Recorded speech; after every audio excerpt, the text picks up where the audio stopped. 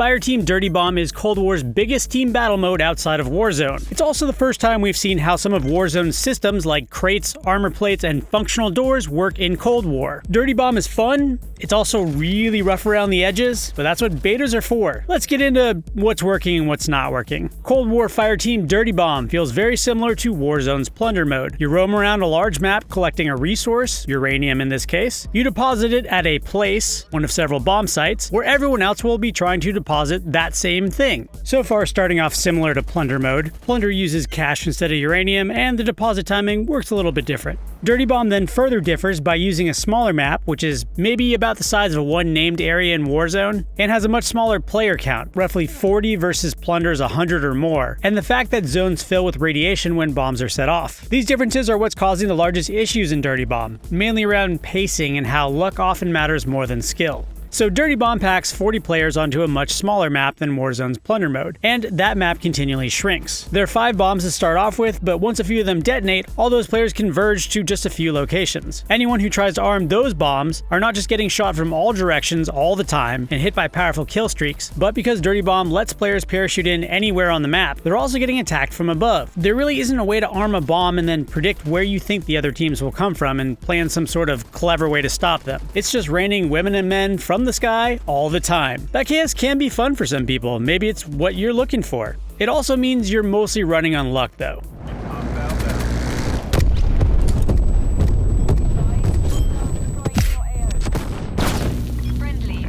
There are some things Treyarch should probably consider after this beta to solve the chaotic pacing of Dirty Bomb. The biggest changes needed here probably involve the respawn timer and when players should be allowed to parachute back in versus spawn somewhere and run to the objective. Currently, when you take someone down, they're only gone for a couple of seconds before they're back. It's more generous for a squad wipe, they'll be out for something like 20 seconds. But the overall speed that individual enemy players or teams get back in, and the fact that there are 10 teams, means you're constantly fighting someone you just killed a few seconds ago, and that's kind of frustrating. Not only that, but if you're attacking towards an objective, enemies are always landing behind you. So how do you give teams more time to clear and arm bombs, but still provide enemy players with a fair chance to come back? You need to give the attacking team a little bit more space, either using a longer death timer or creating more distance that a respawning team has to run to get back. If it's distance, then local parachuting should probably be disabled when bombs are being armed. As mentioned earlier, it's just really not fair to have players raining from the sky. Parachuting phases could probably be reserved for in-between bomb phases to let teams travel across the map to another bomb site. Going back to the Plunder comparison, parachute spawning kind of works better because the map is so much larger and you can space those players out. Finally, this might be a much bigger change, but bombs should probably cycle rather than all being locked out and then all resetting at once. That would rotate players around the map a lot better. In all fairness, Plunder mode took its time figuring out how to spread players out across the map, and it's had plenty of its own growing pains.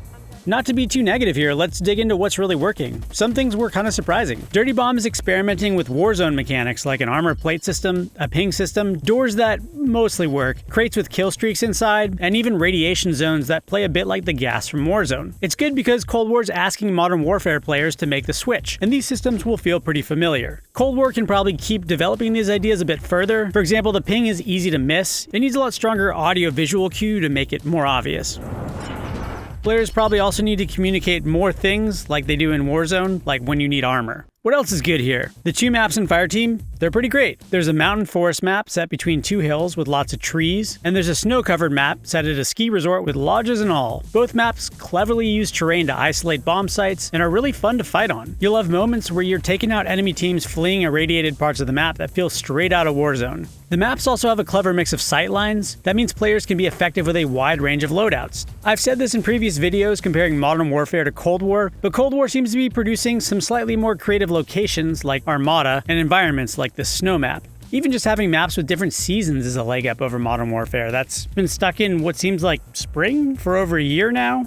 Being a beta, there's a lot here we don't want to go too deep on yet. There were some seriously laggy matches, especially after bombs got detonated. Treyarch's probably already taking in a lot of data around individual weapons and how to better balance them. I gotta say, their list of patch notes and changes after the first alpha was really impressive. What changes do you want to see in Fireteam Dirty Bomb? Let us know in the comments below. We're gonna keep covering Cold War, which is out November 13th, so head on over to GameSpot to see more. Thanks for watching!